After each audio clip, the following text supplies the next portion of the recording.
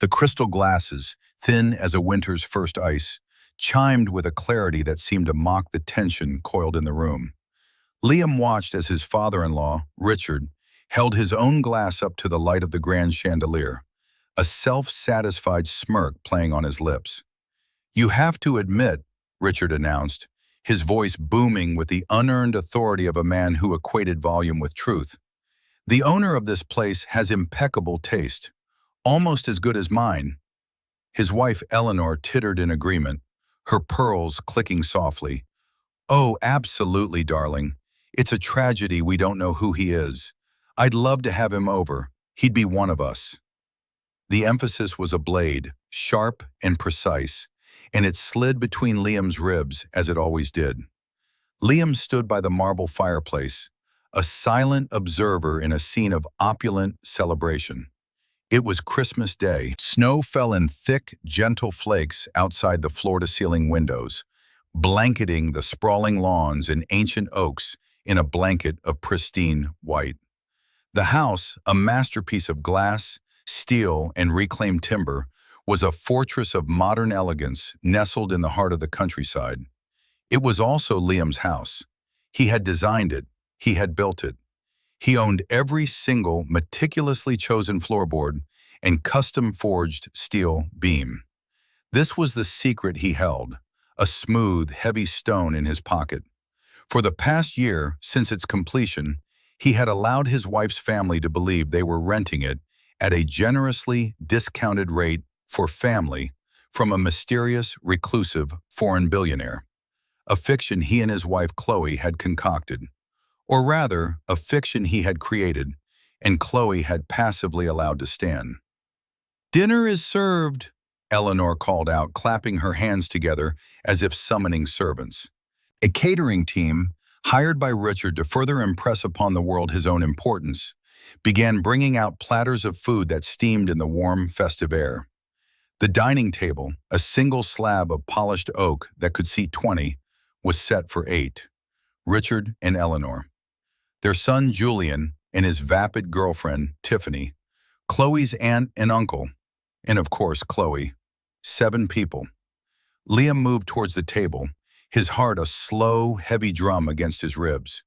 He knew what was coming. He had felt the cold dread of it building all day, in every condescending glance from Eleanor, in every dismissive grunt from Richard. Chloe caught his eye, a flicker of panic in her gaze. She looked away, her focus suddenly intensely on the arrangement of holly and ivy in the center of the table. She was the silent enabler, the woman he loved, trapped between the man she had married and the family who had forged her. Eleanor, holding a single, beautifully prepared plate, turned to Liam. Her smile was a work of art, a perfect porcelain mask that didn't reach her cold, assessing eyes. "Liam, dear," she began, her voice dripping with faux sympathy. "It seems we've had a bit of a miscalculation with the seating. How silly of us. There just isn't quite enough room at the main table with the centerpiece and all." She extended the plate to him. On it was a portion of turkey, a single scoop of mashed potatoes, and a smear of cranberry sauce. It was a child's portion, an afterthought. "We've set up a lovely little spot for you in the kitchen," she continued, her voice bright and unyielding. "You'll be much more comfortable there, I think, out of all this fuss." The world seemed to slow down. He could hear the crackle of the fire, the distant hum of the dishwasher, the soft intake of Chloe's breath. Richard was watching, a glint of cruel satisfaction in his eyes. Julian smirked into his napkin. This was the point. This was the whole, deliberate, exquisitely painful point. It wasn't a miscalculation. It was a statement. You are not one of us. You do not belong at this table. Liam looked at the plate. He looked at Eleanor's unblinking gaze. He looked at his wife, who was now staring at her own plate as if it held the secrets of the universe, her shoulders hunched in shame. He took the plate. His hand was perfectly steady. "Thank you, Eleanor," he said, his voice even and calm. "That's very thoughtful of you." He turned and walked towards the kitchen, the sound of their resumed chatter, a little too loud, a little too bright, chasing him down the hall. He was being sent to eat with the staff Richard had hired, in a house he had poured his own soul into. They were sitting in his dining room, drinking his wine, and humiliating him under his own roof. They thought he was nothing, a humble architect, barely scraping by, lucky to have married into their orbit. They didn't know. Within 3 hours, their entire world, built on a foundation of arrogance and illusion, would be brought down to the studs. We all have moments where we feel underestimated, where we've had to bite our tongue and just wait. I know I have. If you've ever been in a situation like that, I hope this story gives you a little bit of that satisfaction we all crave. Where are you watching from today? Let me know in the comments below. And if you enjoy stories about the underdog finally getting their moment, make sure you like this video and subscribe to the channel. You won't want to miss how this unfolds. Now, back to the story. The kitchen was an oasis of stainless steel and warm, ambient light. It was a space designed for efficiency and beauty, a chef's dream. Liam had personally overseen the installation of the 6-burner Wolf range and the double Sub-Zero refrigerator, now humming softly, filled with food they believed was theirs. He sat down at the small butcher block island, the plate looking pitiful in the center of the vast empty space. The sounds from the dining room were a dull roar, punctuated by Richard's booming laugh or Eleanor's high-pitched shriek of delight. It was a world away. He picked up the fork. The metal was cold against his skin. He took a bite of the turkey. It was dry. The potatoes were lukewarm. He chewed slowly, methodically, his gaze fixed on the snow falling outside the window above the sink. Patience, his grandfather had always told him, was not the ability to wait, but the ability to keep a good attitude while waiting. Liam had never fully understood that until now. This was not passive waiting. It was active. It was strategic. Every moment he sat here, enduring this small, sharp cruelty, was another ounce of fuel for the fire he was about to light. It wasn't about revenge. Revenge was a hot, messy, emotional thing. This was about justice. It was about restoring a natural order they had so arrogantly disrupted. His mind drifted back to the first time he had met them, 7 years ago. Chloe had been so nervous, twisting her hands in her lap as they drove to her parents' house for Sunday lunch. "Just be yourself," she had said, a plea in her voice. "They'll love you." They had not. Richard, a mid-level executive in a regional investment firm who carried himself like a titan of industry, had shaken his hand with a grip that was less a welcome and more a physical challenge. His eyes had swept over Liam's simple, well-made but unbranded clothing, his functional watch, his modest car parked in the driveway. The assessment was instant and brutal. Not enough. "An architect, you say?" Richard had mused, swirling a glass of wine that probably cost more than Liam's entire outfit. "Quaint. Still a respectable trade, I suppose. Not much money in it these days, though, is there? All computer-generated stuff now, I imagine." Liam had simply smiled. "There's still a place for vision, Richard." "Vision doesn't pay the mortgage on a house like this, son," Richard had retorted, gesturing around his own gaudy, over-decorated McMansion. Over the years, the cuts had continued, 1,000 tiny wounds. They mocked his quiet nature, interpreting it as a lack of ambition. They forgot to include him in family photos.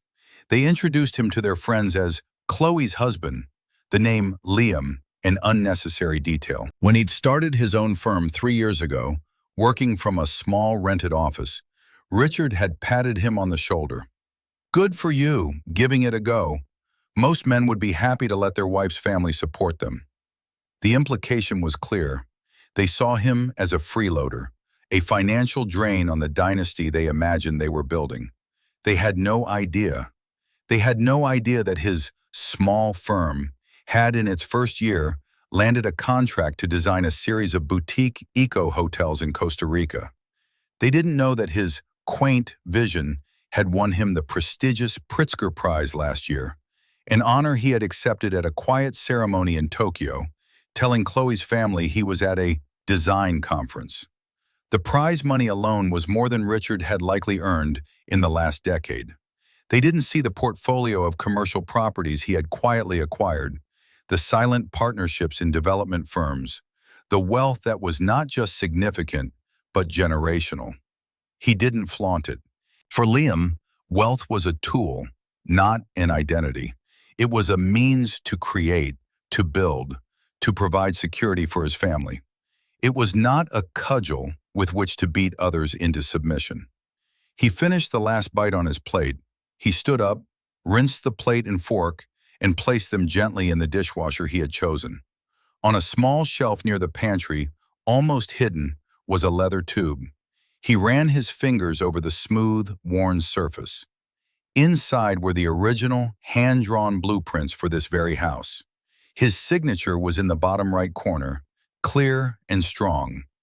Liam Caldwell, lead architect and owner. It was his symbolic object, the tangible proof of the reality they refused to see. He had brought it tonight for a reason. He heard footsteps and turned. Chloe stood in the doorway, her beautiful face etched with a misery that tore at him more than any of her father's insults. She was holding a wine glass, her knuckles white. "Liam," she whispered, her voice cracking. "I am so sorry." He looked at her, his expression unreadable. He wasn't angry. He was something far more dangerous. He was disappointed. "For what specifically, Chloe?" he asked, his voice quiet, forcing her to step further into the room, into the silence with him. "Are you sorry for your mother's cruelty? Or are you sorry that you sat there and let it happen?"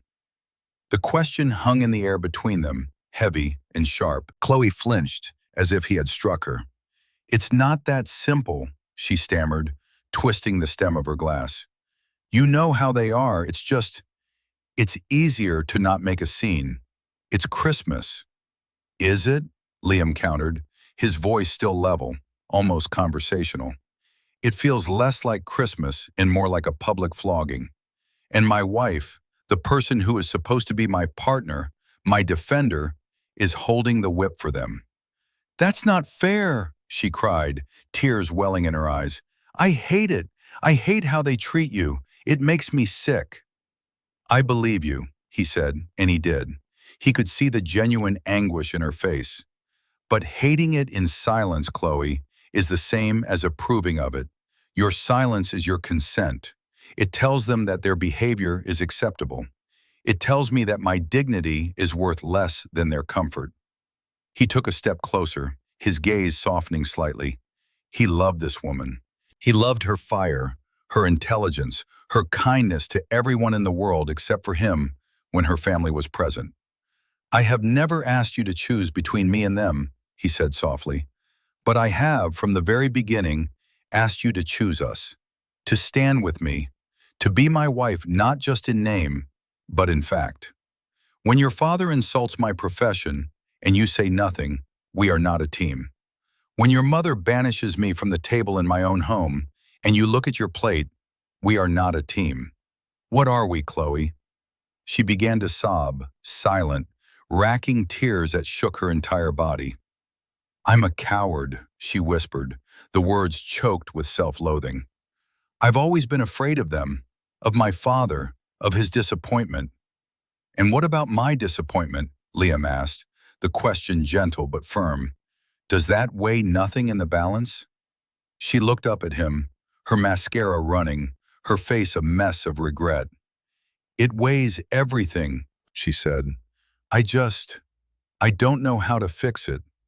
"You can start by deciding whose side you're on," he said, his voice devoid of ultimatum. It was a simple statement of fact. "Because they are about to learn a lesson in humility. And when they do, you will either be standing with me or you will be standing with them. There will be no more middle ground. The space for that has been eaten up." He left her there, crying by the sink, and walked back towards the dining room. The first phase of the evening, the endurance, was over. The next phase, the confrontation, was about to begin. He felt a strange calm settle over him. The storm was coming, and he was its eye. He was ready. Back in the dining room, the mood was jovial, fueled by expensive wine and the smug satisfaction of reinforcing their perceived social standing. Liam's absence had only served to heighten their sense of exclusive camaraderie. He slipped back into the room, not returning to his post by the fireplace, but moving quietly along the wall. An unobtrusive shadow, they barely noticed him. The funniest part, Julian was saying, leaning back in his chair with a lazy, arrogant sprawl, is that he actually thinks his little drawings are important. He was trying to explain some nonsense about structural integrity and load-bearing walls to me the other day. I swear the man gets passionate about concrete. Tiffany giggled, a high, empty sound. At least he's passionate about something, I guess. The insult was casual, tossed off like a used napkin, but it landed. Richard chuckled, refilling his wineglass. Ambition, my boy, that's what he lacks. A man needs to have ambition. You can't just be content to color inside the lines for a living. You have to want to own the whole coloring book. He took a deep, performative swallow of wine. Look at this place. The man who owns this, he has ambition. Probably some Russian oligarch or a tech billionaire from California. Someone who understands that the point of money is to create a world for yourself that others can only rent. The irony was so thick Liam could have cut it with a dinner knife. He watched them, a scientist observing a foreign species. Their blindness was not just an oversight, it was a willful, cultivated ignorance.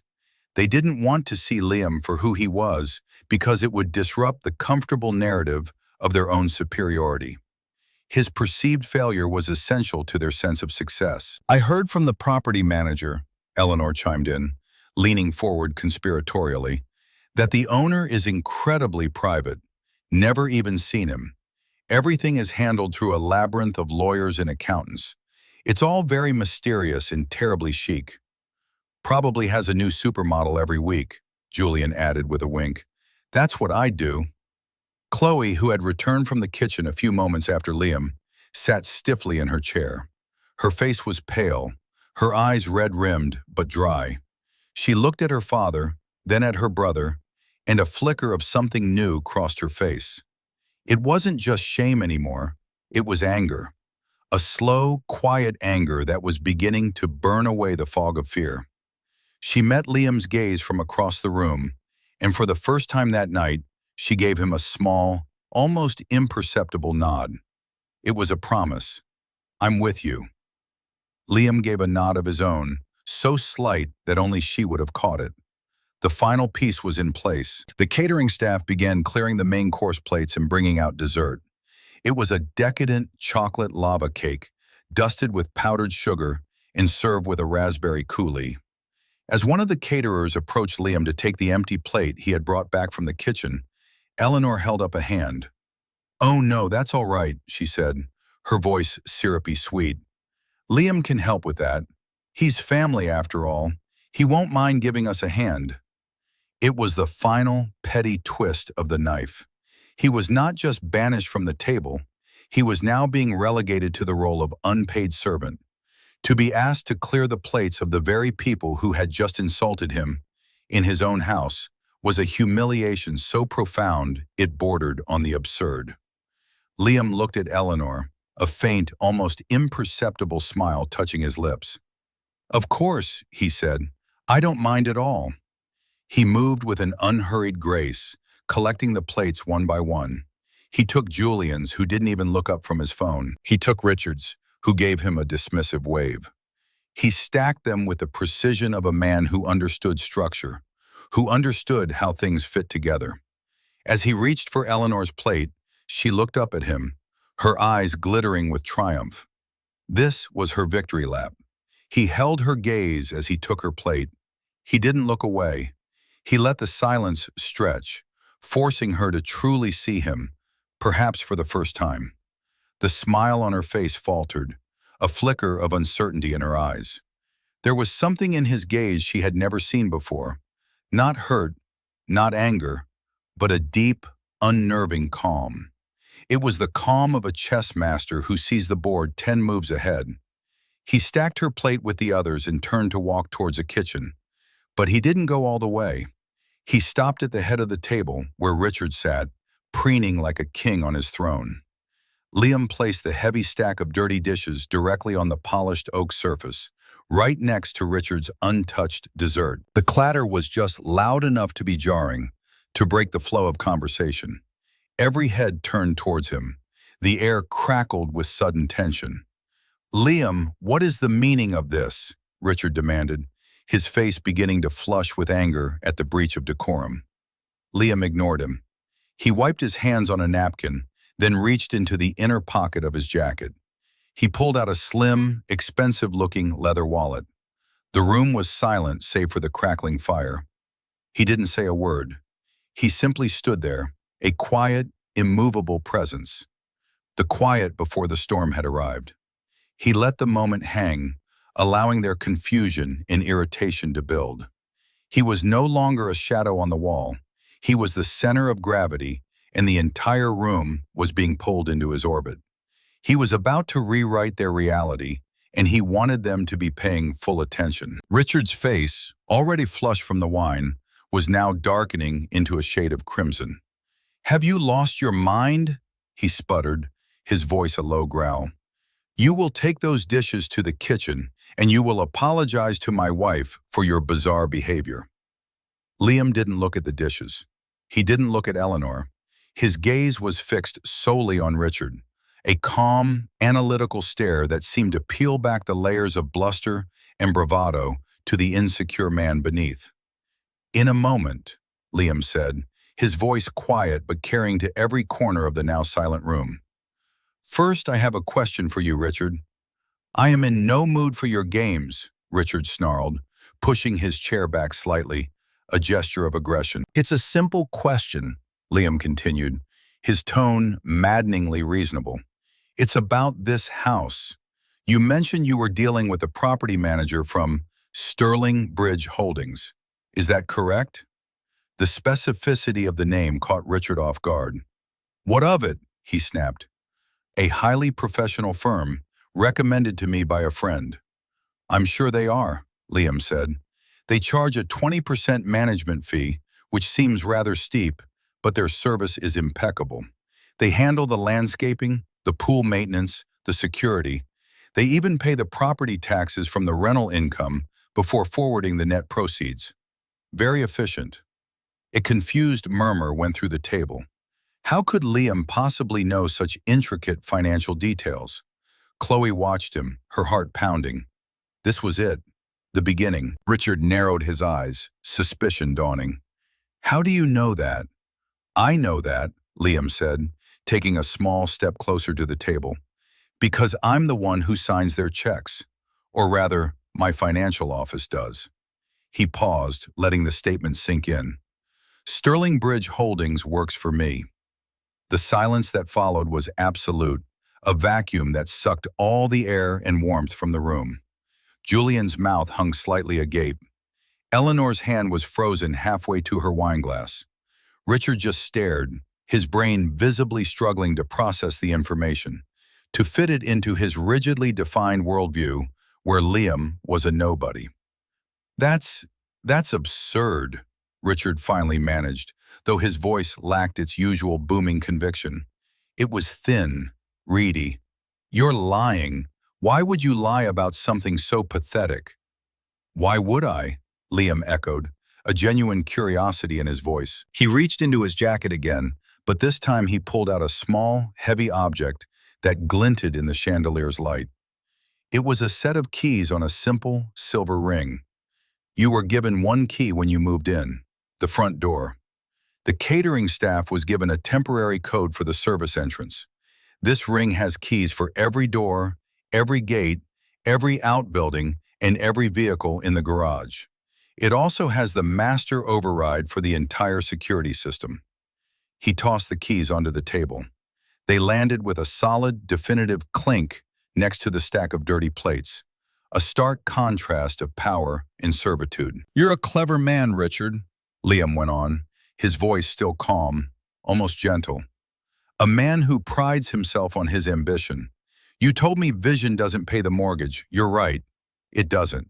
But vision, when applied correctly, allows you to hire the people who handle the mortgages for you.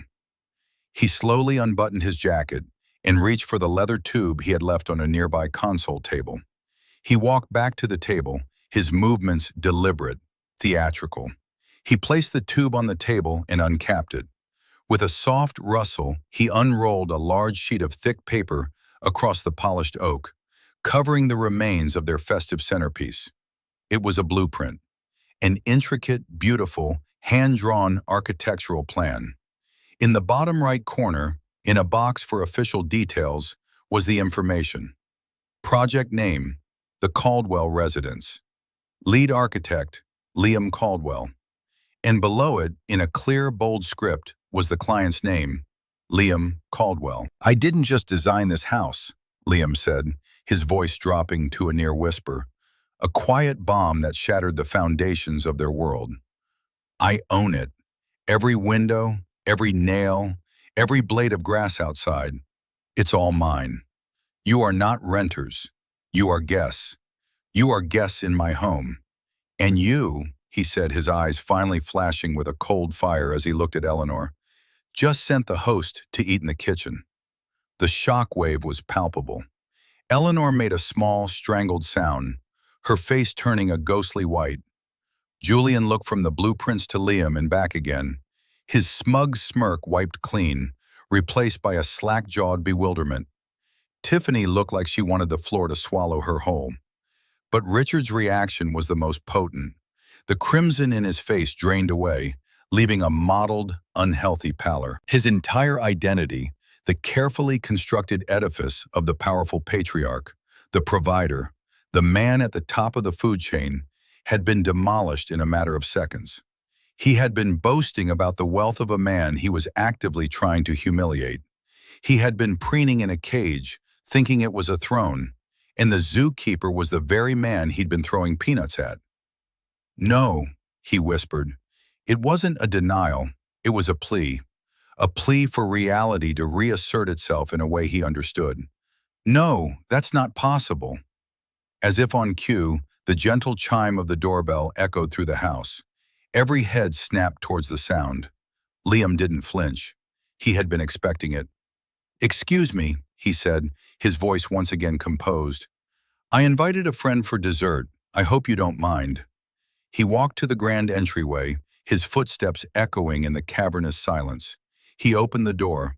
Standing on the porch, shaking snow from his cashmere coat, was Marcus Harrison, the founder and CEO of Harrison Development Group, one of the largest and most respected real estate development firms in the country.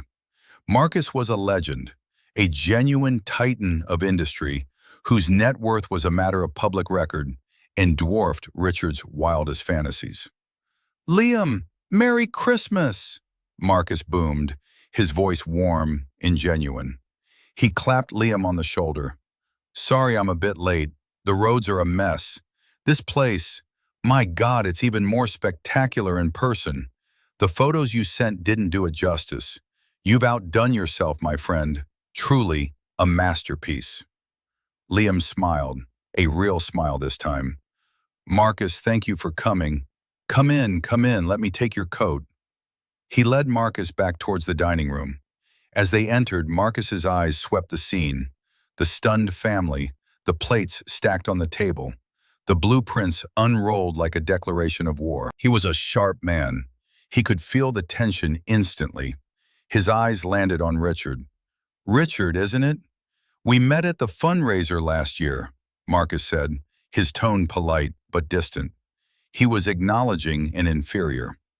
Richard, seeing a man he deeply admired and envied, scrambled to his feet, his face a mess of confusion and desperation. "Marcus, Mr. Harrison, what a surprise! What are you doing here?" Marcus gestured towards Liam. "I'm here to see my friend and one of my most valued business partners. Liam and I are working on the new waterfront revitalization project together. His firm's designs are revolutionary. He's the best in the business." He then looked around the room again. "And I had to see the house he kept telling me about.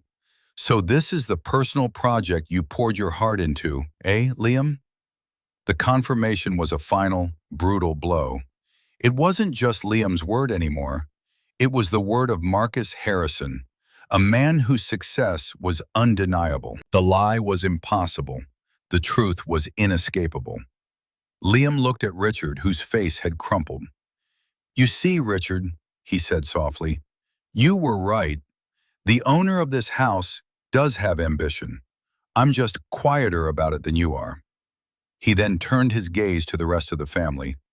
"I think," he said, his voice hardening just a fraction, "we have some things to discuss." The illusion was not just broken, it was annihilated. Richard sank back into his chair, not with a thud, but with the slow, collapsing weight of a man whose skeleton had been removed.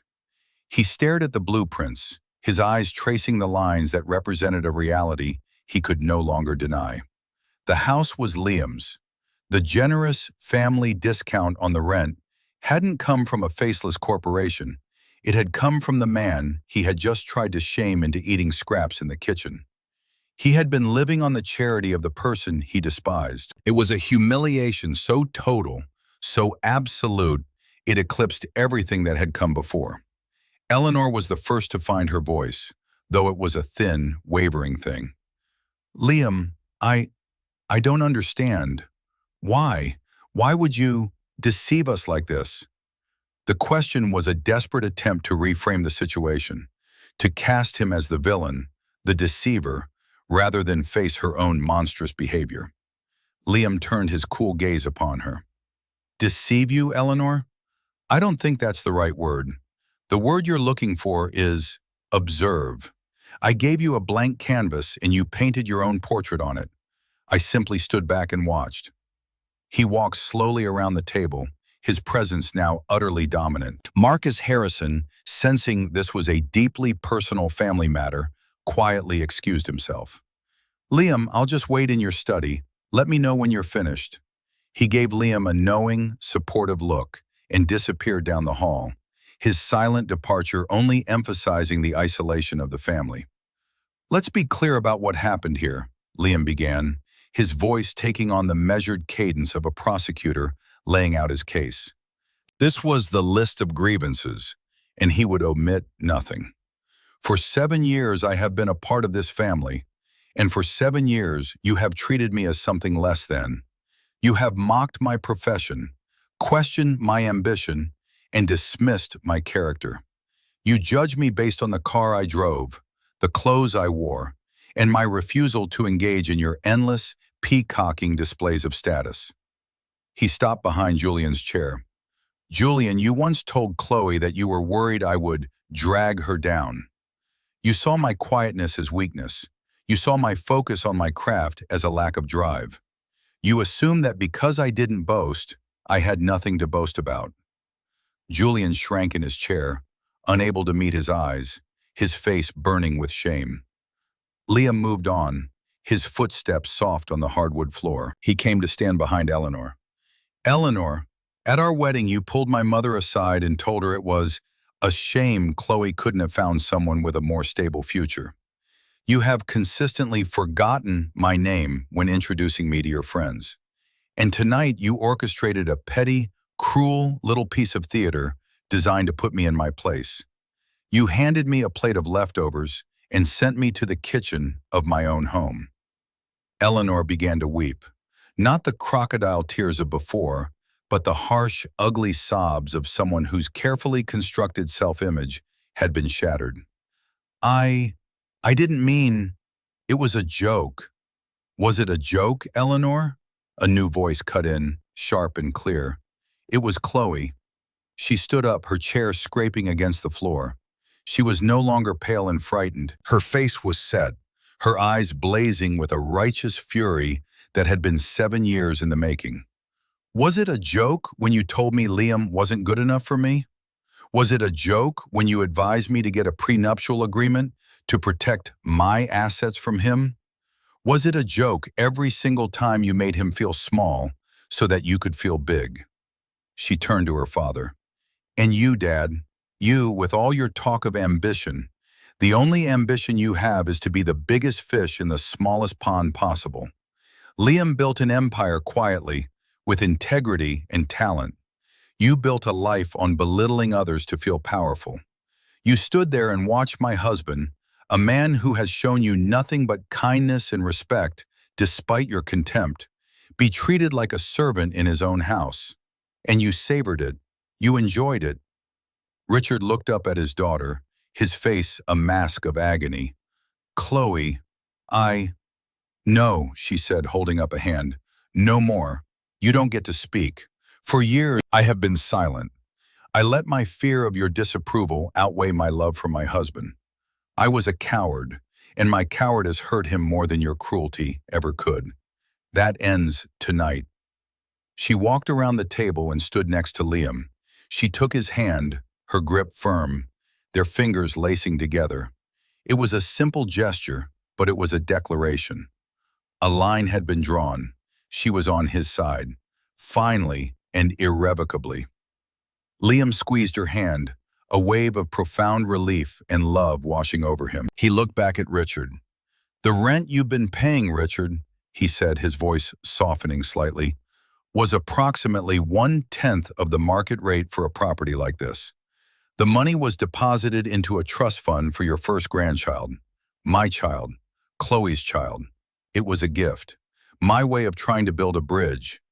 But you didn't want a bridge. You wanted a wall, with you on the high side. He paused, letting the final, devastating truth settle.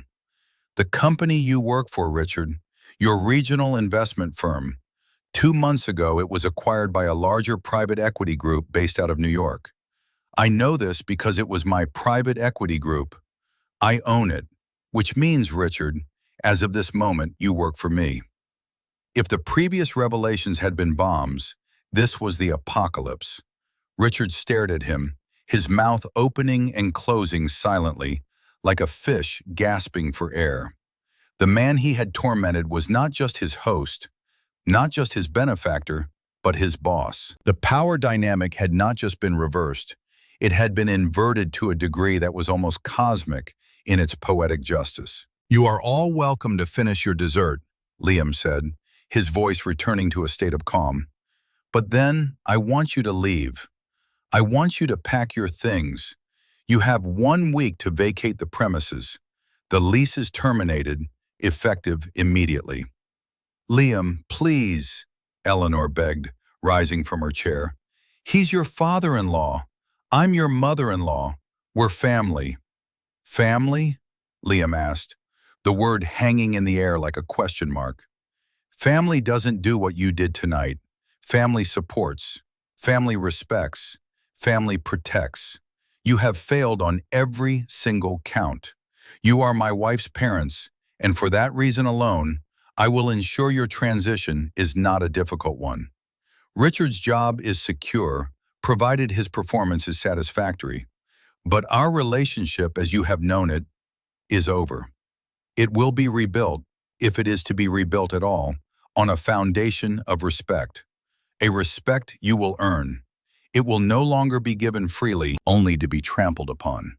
He looked at each of them one last time. Now, if you'll excuse me, my wife and I are going to have dessert with a friend in my study. He turned, and with Chloe's hand still in his, they walked out of the dining room, leaving her family sitting in the ruins of their own making, the half-eaten lava cakes growing cold on the table. The silence they left behind was louder than any argument, a ringing testament to the final, shattering reversal of fortune. The days that followed were a blur of quiet, deliberate action. The family packed in a state of stunned, somber silence. There were no more sarcastic remarks from Julian, no more condescending airs from Eleanor. They moved like ghosts through the magnificent house, now acutely aware that they were trespassing. Richard seemed to have aged 10 years overnight.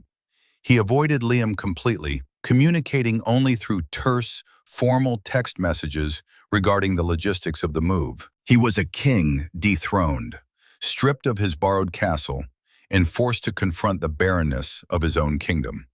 The most difficult conversations happened in the quiet moments, after the family had departed and the house was finally, truly, their own. One evening, as snow once again began to fall, Liam found Chloe standing by the same floor-to-ceiling windows, looking out at the white landscape. "I keep replaying it in my head," she said softly, not turning to look at him. "That moment, when my mother handed you the plate, the look on your face, it wasn't anger, it was just calm. How were you so calm?" Liam came to stand beside her, wrapping an arm around her shoulders. "Because I knew the truth," he said simply. "When you know the truth, the lies other people tell don't have the same power. Their version of reality was a fantasy. I was standing in the real world the entire time. The only thing that hurt, the only thing that could ever truly hurt me, was seeing you stand in their fantasy with them." Tears welled in her eyes again. "I will never forgive myself for that, Liam, for my weakness." "Then we'll have a problem," he said, turning her to face him. He gently wiped a tear from her cheek with his thumb. "Because I have already forgiven you. Forgiveness isn't about forgetting, Chloe. It's about choosing to move forward. But moving forward means things have to be different. We have to be different." "I know," she whispered, her voice thick with emotion. "I know. No more silence. No more fear. It's you and me, us, against any problem, any person, anything. That's all I've ever wanted," he said, and he kissed her. A kiss that was not about passion, but about reaffirmation. It was the sealing of a new contract, a new foundation for their marriage, built not on convenience or shared history, but on a conscious, deliberate choice to be partners in the truest sense of the word. A few weeks later, an envelope arrived. It was addressed to Liam in shaky, unfamiliar handwriting. Inside was a single sheet of paper, a letter from Richard. It was not eloquent. It was not a grand apology. It was something far more valuable. It was honest. "Liam," it began, "I have spent my life believing that a man's worth is measured by what he has, by the size of his house, the balance in his bank account, the title on his business card.